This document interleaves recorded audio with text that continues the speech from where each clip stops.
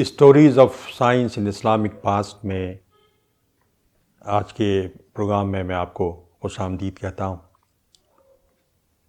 اور آج جس موضوع کو ہم ٹیک اپ کرنے جا رہے ہیں وہ اسپین میں جو سائنس کا اور تہذیب کا اور فلسفے کا ارتقاء ہوا اس کو ہم ٹیک اپ کریں گے. گویا یہ ایک بہت بڑا موضوع ہے اور پوری اسلامی تاریخ کے اندر اس کا ایک نمایاں مقام بھی ہے.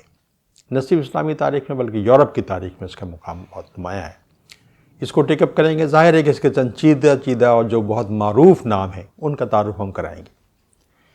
لیکن اس سے پہلے میں آپ کو یہ بتانا چاہتا ہوں کہ ایک مورخ ہے ایس پی اسکاٹ. اس نے اپنی ایک کتاب لکھی مورش ایمپائر ان اسپین. مور کہتے ہیں ان مسلمانوں کو جو اسپین میں رہے اور اس کی جنہوں نے حکومت قائم کی اسپین کو، ان کو مور کہا جاتا ہے. تو مورش ایمپائر ان اسپین. اس نے ایک بڑی معنی خیز بات لکھی تھی. اس کا کہنا یہ تھا کہ اسلامی اسپین کے عہد زرعی میں جاہلیت اتنی شرمناک اور موجب رسوائی سمجھی جاتی تھی کہ غیر تعلیم یافتہ کے بارے میں خیال یہ تھا کہ ایسے لوگ سچائی کو اس طرح چھپاتے ہیں جس طرح وہ اپنے کسی مجرمانہ فعل کو چھپاتے ہیں. اب یہ اس سے ظاہر یہ ہوتا ہے کہ جاہلیت کے بارے میں کوئی شخص اگر جاہل ہوتا، پڑھا لکھا نہ ہوتا، تعلیم یافتہ نہ ہوتا تو اس کے بارے میں کیا تصور تھا اس معاشرے کے اندر. یعنی تعلیم عام تھی اور جہالت نہیں تھی اور اتنا ڈسگریسفل سمجھا جاتا تھا تعلیم یافتہ نہ ہونے کو. اس کی مثال اس نے دی ہے.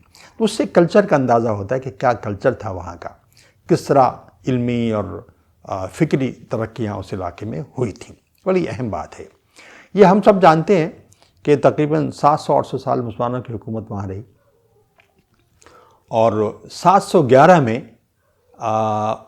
ابتدائی جو دور تھا اموی خلافت کا، انہوں نے اس میں یہ اسپین پر مسلمانوں کا قبضہ ہوا اور پھر بتدریج آہستہ آہستہ پورے اسپین پر مسلمان قابض ہو گئے اور وہاں پر رہ کے خلافت قائم ہو گئی. یہ خلافت اسپین کی خلافت اور بغداد کی خلافت میں آپس میں چپکلش رہی.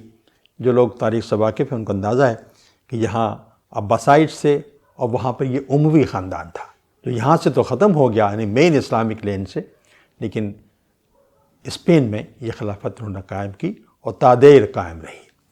اب یہاں پر یہ بات معلوم ہونا چاہیے کہ سائنسی اور علمی ترقی جو ہے اسپین کے اندر، اس کی رفتار ابتدا میں بہت کم رہی، سست روی سے ترقی ہوئی. اس کی بنیادی وجہ یہ تھی کہ جو مسلمان جو چیزیں لے کر گئے تھے یا وہاں پہنچ رہی تھیں، جو لوکل آبادی تھی، جو لوکل پاپولیشن تھی، اس سے کوئی تعلق نہیں تھا. اگر اس کو کسی مرحلے میں کمپیئر کر کے دیکھا جائے بغداد میں اور عالم اسلام میں جس طرح سے ابتدائی دور میں جو کام ہوا، تو وہاں پر جو بیرونی جو علوم آئے ان کو ریسیو کرنے والے لوگ یہاں موجود تھے پہلے سے، یعنی ان کی بھی اپنی ایک روایت تھی. لیکن یورپ کے اندر، یورپ جہالت کے جس گھٹاٹوپ اندھیرے میں موجود تھا اس وقت، اس کا اندازہ ہے وہاں پر اس طرح کی مباحث و فکر ہو ہی نہیں سکتے تھے.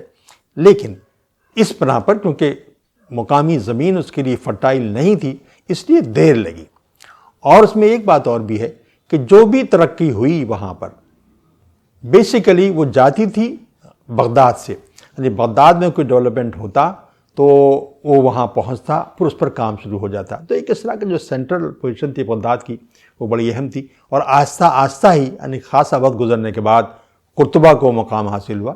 لیکن آغاز میں مکمل طور پر ڈیپینڈنس ان کی جو کچھ ڈیولپمنٹ بغداد میں ہوتا تھا اسی پر ان کی ہوتی تھی. تو تقریباً 2 صدیاں لگیں اس طرح کے اس کو وہاں تک پہنچنے کے لیے. اور اس طرح سے سائنس کا ہو یا علوم کا، دوسرے علوم کا، ان کا ارتقاء وہاں پہ بہت دیر میں ہوا. ایک بہت اہم نام تہذیب اسپین کی تہذیب کے باب میں ایک شخص زریاب کا نام آتا ہے. زریاب اسی دور میں جب کہ اموی جو افراد تھے ان کے خلاف عباسائد کا کا رویہ جاری تھا اور ظلم ہو رہا تھا ان کے اوپر. تو ان میں سے 822 میں ایک شخص زریاب نام کا، اس نے بھی یہاں سے ہجرت کی. ظاہر ہے چھپتے چھپاتے ہجرت کی. اس کا تعلق بھی رائل فیملی سے رہا ہوگا یقیناً، کیونکہ رائل فیملی کے خلاف ہی وہ عباسائڈ تھے. باقی تو اموی بہت تھے لیکن ان سے کوئی تعلق، ان پر کچھ ظلم نہیں ہوا تھا. لیکن جس کے اندر بھی ذرا پوٹینشیل تھا کہ یہ کبھی کلیم کر سکتا ہے خلافت کو، تو اس کو وہ لوگ بہت سخت رویہ ان کا ہوتا تھا. تو زریاب نام کا آدمی وہاں پہنچا اور وہاں پر اس نے، وہ بہت مشہور ہوا وہاں پر. اس کی مشہورت کی بنیادی وجہ یہ تھی کہ یہ عبد الرحمن سیکنڈ جو تھا ان کے زمانے میں یہ وہاں پہنچا تھا. اس نے ویلکم کیا اور اس کی صلاحیتوں کو جانا. تو زریاب نے بنیادی کام یہ کیا کہ بغداد میں جو ترقیاں، جو فیشن، جو طور طریقے ڈیولپ ہوتے تھے، ان کو وہ قرطبہ میں ٹرانسفر کرتا تھا، ان کا متعارف کراتا تھا. تو اس میں خاص طور سے جو چیزیں بڑی اہم ہیں، ایک تو یہ کہ موسیقی کا خود بڑا ایک ایکسپرٹ تھا. تو اس نے موسیقی کو وہاں رواج دیا، اور ظاہر یہ سب یہیں سے گئی تھی. یعنی بغداد اور بغداد کے علاقے، قرب کے جو علاقے تھے جہاں یہ سب ڈیولپمنٹ ہوئے تھے، یہاں سے ٹرانسفر ہو کے وہ اسپین پہنچے تھے.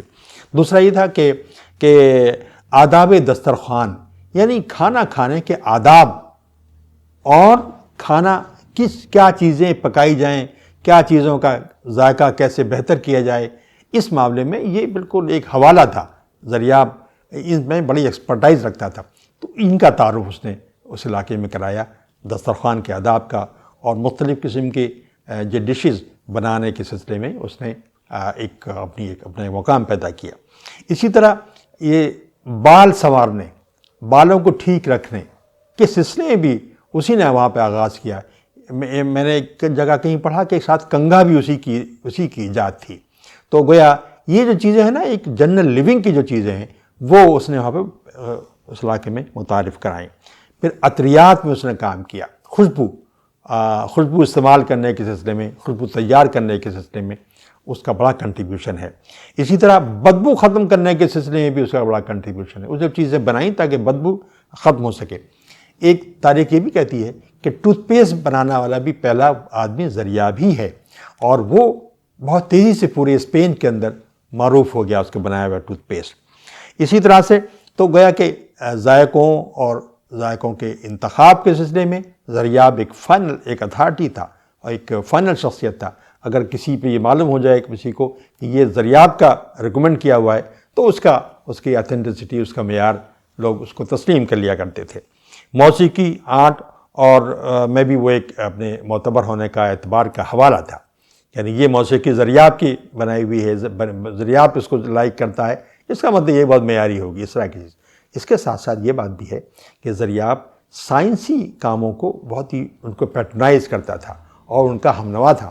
یہ چاہتا تھا کہ اس طرح کے میدانوں میں بھی کام ہونا چاہیے. یہ بات اس سلسلے ابتدائی طور پر میں نے عرض کی ہے. لیکن سائنس اور دوسرے علوم میں جو اصل کام شروع ہوا وہ الحکم کے دور حکومت ہوا. 961 سے 976 تک ان کی خلافت رہی، اور اس میں انہوں نے کام کا آغاز کیا. ان کے زمانے میں اتنی پراسپیرٹی آ چکی تھی اسپین کے مسلم حکومت میں کہ اس طرح کے کاموں پر وہ خرچ کر سکتے تھے. تو آپ دیکھیں کہ بالکل اسی طرح سے تھا جیسے کہ جب عباسائڈس میں، عباسی حکومت کے دوران پراسپیرٹی آئی تو المامون نے بڑے بڑے پروجیکٹ پہ کام کرانا شروع کیا. اسی طرح سے یہ اسپین کا المامون تھا، حکم جو خلیفہ تھا وہاں کا. تو اس نے پھر علمی ترقی پر کام کا آغاز کیا، اور اس میں آپ یہ دیکھیں کہ ایک مشہور یہ بات ہے کہ مسجد قرطبہ کے قریب ایک بہت بڑی لائبریری، بڑی میسیو قسم کی لائبریری اس نے تعمیر کی، اور اس نے بہت سے لوگوں کو ہائر کیا کہ دنیا بھر میں جہاں جہاں اچھی اور معیاری بڑی کتابیں مل جائیں ان کو نقل کرو اور ہماری لائبریری میں لا کے رکھو. تو ایسٹیمیٹ کیا جاتا ہے تقریباً 5 لاکھ کتابیں اس کی لائبریری میں تھی، اسی طرح سے ہاتھ سے نقل کی ہوئی. ظاہر ہے کہ بہت پیسہ اس نے خرچ کیا ہوگا، اور اس سے اس کے ذوق کا اندازہ بھی ہوتا ہے.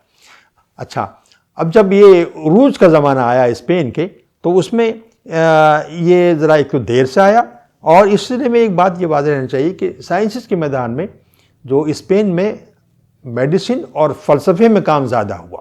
ایگزیکٹ سائنسز خاص طور سے جیسے ایسٹرونومی ہے، میتھمیٹک ہے، ان میں کام وہاں پہ زیادہ نہیں ہوا.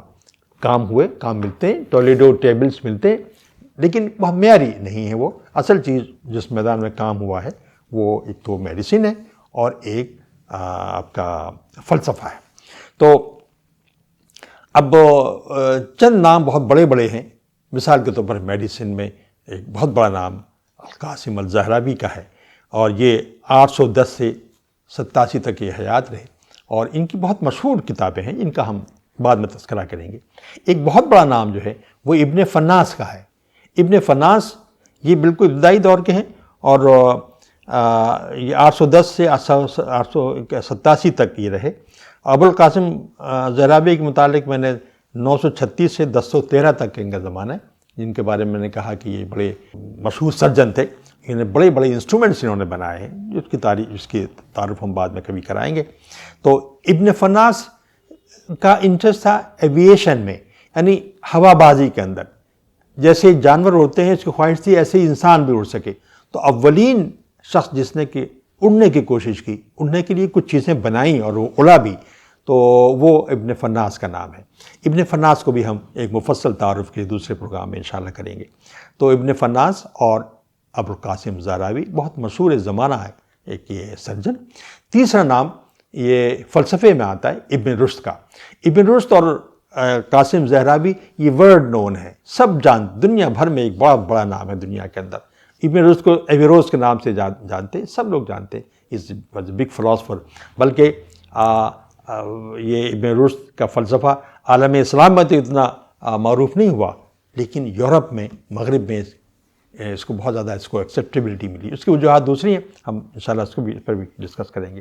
ایک اور بڑا نام ابن طفیل کا ہے. ابن طفیل کا وہ مشہور ناول ہے حی ابن اخزن.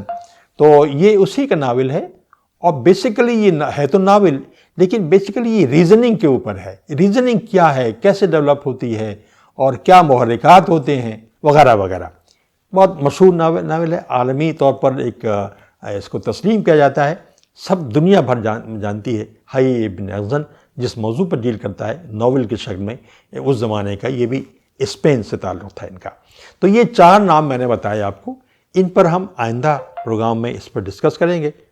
جو ہم ڈسکس کر رہے ہیں اسپین کا کنٹریبیوشن، یعنی انلائٹنمنٹ فرام اسپین، تو اس پر جو گفتگو کر رہے ہیں اس میں ہم ابن فناس، قاسم الزہراوی، ابن رشد اور ابن طفیل، ان کا ہم الگ الگ تعارف کرائیں گے انشاءاللہ. اس وقت تک کے لیے خدا حافظ.